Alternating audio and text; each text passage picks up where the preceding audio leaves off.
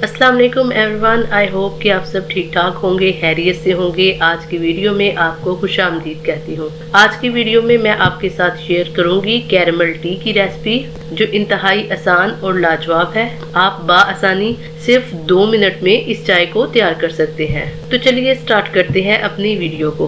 दोस्तों, caramel T बनाने के लिए हमें सबसे पहले चाहिए एक पैन के बारे में खास बात यह है कि मुकम्मल तौर पर खुश्क होना चाहिए। आपने यहाँ पर ये बात मेक श्योर करनी है कि आपके पैन में किसी किस्म का पानी मौजूद ना हो और ना ही पैन जो है वो आपका गीला हो। इसके बाद हमने क्या करना है, हमने इसमें डालनी है शुगर। अब सवाल ये पैदा होता है कि आपने इसमें कितनी शुगर डालनी है। तो आपने यहाँ पे इस बात को मद्देनजर रखना है कि जितनी आपने शुगर इस्तेमाल करनी है उतनी ही आपने पत्ती इस्तेमाल करनी है। अगर आप 2 चाय के चम्मच शुगर इस्तेमाल कर रहे हैं तो आप 2 चाय के चम्मच ही पत्ती इस्तेमाल करेंगे। इन तीनों चीजों को मैंने हल्की आंच पे रोस्ट कर लेना है।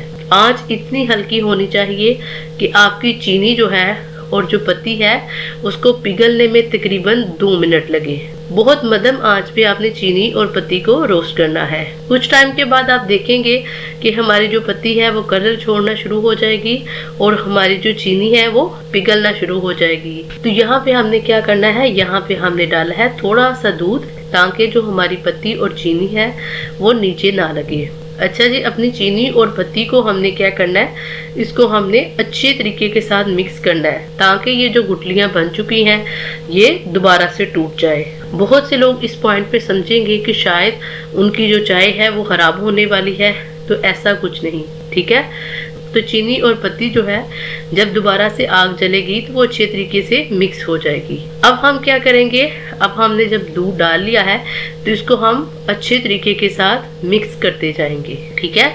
हम पत्ती को इतने अच्छे तरीके से मिक्स करेंगे कि इसका दाना दाना जो है वो अलग हो जाए। इसके बाद हम क्या करेंगे, 5 से 10 मिनट के बाद हम अपना बाकी दूध भी जो है वो इसमें डाल देंगे। हम जब दूध इसमें डाल लेंगे तो हमने इसको सिर्फ 2 मिनट के लिए पकाना है और पकाने के बाद आपने क्या करना है, इसको चूल्हे से नीचे उतार लेना है।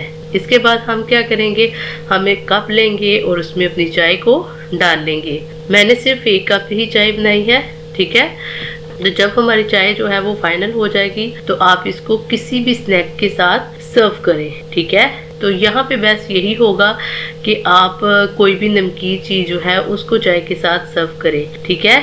इस चाय का जो जायका है वो दूसरी चाय से बहुत डिफरेंट होगा, ठीक है। और ये बहुत ही जबरदस्त और बहुत ही लाजवाब चाय बनी है। आप जब भी इस चाय को ट्राई करेंगे तो आपको बहुत मज़ा आएगा, ठीक है। तो अगर आपको मेरी ये वीडियो पसंद आए तो वीडियो को लाइक कीजिए, शेयर कीजिए और कमेंट बॉक्स में जाके अपनी कीमती राय का इजहार जरूर कीजिए। मिलते हैं किसी और वीडियो में, तब तक अल्लाह हाफिज।